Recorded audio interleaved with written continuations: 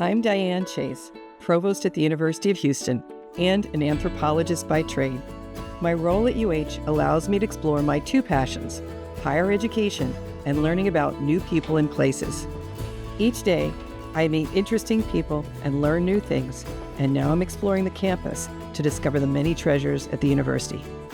Welcome to Expedition UH.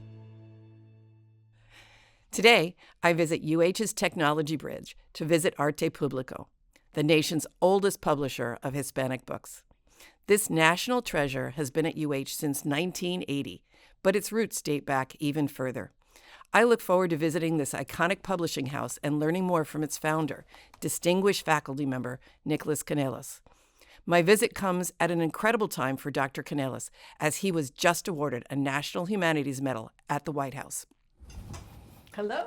Hey. Good to see you. Welcome. Thank you for having me here today. Oh, it's great to have you. Many people don't know that we have the largest publisher of Hispanic literature right here at the University of Houston. That's absolutely true. Can you tell me a little bit about the history of Arte Público? Arte Público Press grew out of a magazine that we published since 1972 that came out of the Latino civil rights movement. It was called Revista Chicano-Riqueña.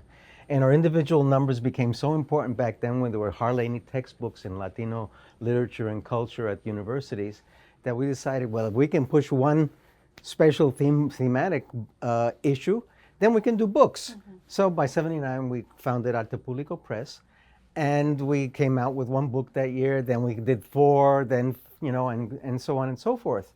Until finally, about 1990, we were on the bestseller list. Mm-hmm. We had a book called Reign of Gold by Victor Villaseñor, and it just went wild nationally. We also had other books that became classics in Latino literature throughout the United States, like The House on Mango Street by Sandra Cisneros, which was part of that whole movement to democratize education in the United States. Were you at the University of Houston the whole time? Yes, the whole time for Arte Público, except for like the first 2 months of Arte Público. So I brought it here. I was attracted to the University of Houston, got an offer I couldn't refuse, and they housed the magazine and the nascent publishing house, and we took off from there. Houston has been great. Glad we have you here. I'm glad to be here. Yeah. All right. I hear you do a lot of recovery work. Can you tell me about Arte Público's recovery project? Sure, absolutely. So the Recovering the U.S. Hispanic Literary Heritage Program, right, which we call the Recovery Program, it's a program that seeks to locate, preserve, and make available the written legacy of Latinos from colonial times up until 1980. Yeah, it's a big job. It's a really big job. It was started in the 1990s with a grant from the Rockefeller Foundation and with the initiative that Dr. Kanellos started with scholars across the nation to make this movement, to make sure that we were documenting and preserving and making these materials available to the general audiences. The program up until now has documented the presence of approximately 2,000 newspapers that were published in Spanish in the U.S. We have thousands and hundreds of records from Latinos in the U.S. We have manuscripts, we have books, we have all kinds of ephemera. And this is where we prepare a lot of the materials that are part of the recovery program that then inform our U.S. Latino Digital Humanities Center. So for example, this is a collection that was donated by a community historian from Laredo, Texas. How old is this? So this newspaper is from the 1800s. And so as you can see, they're in a very precarious condition. And so we are truly in a fight against time here at the recovery program. Sometimes we get materials from, such as these, which is a total treasure, 15 newspapers that had not been recorded anywhere. We work immediately to process them. The recovery program works with scholars across the nation, but also we hire graduate students from the Hispanic Studies Department to work as research fellows. Right here we have one of our graduate students working on this state-of-the-art scanner that can allow us to place the materials directly on it without handling too much. And then we're able to do the digitization and then cleaning up. We work with Library of Congress so that our materials can be found alongside other collections that are similar. About 7 years ago, we founded the U.S. Latino Center for Digital Humanities.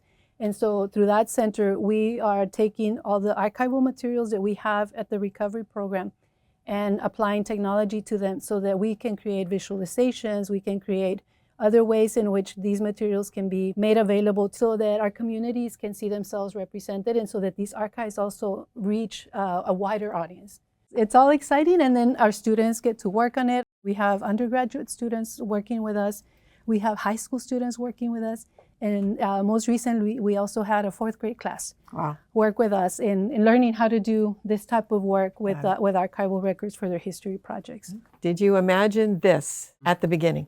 I didn't imagine it this way, and I didn't know about the technology that has developed. Gabby and Carolina are experts in. From 1992, I said we have to recover it all, and I think that's still our goal. As technology evolves, we'll be able to find more and more materials that have been lost, forgotten about, etc., and we'll be able to integrate them into the curriculum of schools.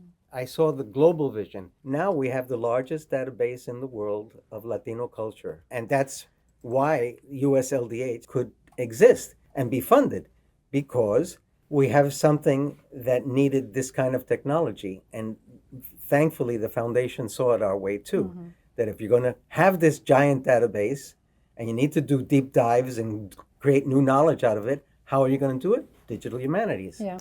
I love the vision. I love the dedication. I love what you've accomplished so far. This is truly amazing. It's truly amazing. We were really fortunate to have the support of the University of Houston and great faculty and graduate students coming together to work on this. This is a great place. It's a great place. Great people. I love it. Thank you.